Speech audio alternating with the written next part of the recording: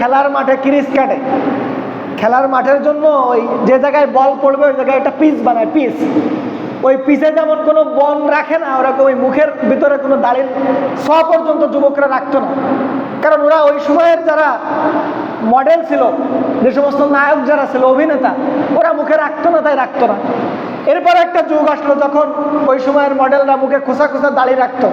এই জন্য আমাদের যুবকেরাও মুখে খোসা খোসা দাড়ি রাখা শুরু করলো, এতটুকু একদম ছাটার কাঠির মতো ছোট ছোট করে রাখা শুরু করলো। এখন যুগ বদলাইছে, নায়কেরা এখন মুখে দাড়ি রেখে স্টাইল বানাইছে, আমাদের যুবকেরা ওটাকে স্টাইল বানাই নিছে।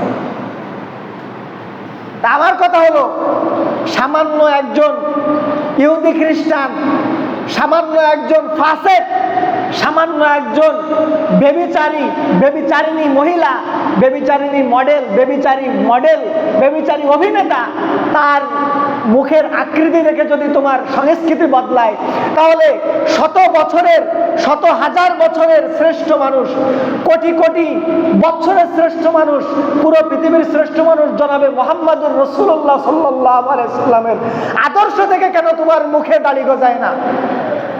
তার আদর্শ থেকে কেন তোমার মুখে সুন্নতে দাড়ি আসে না?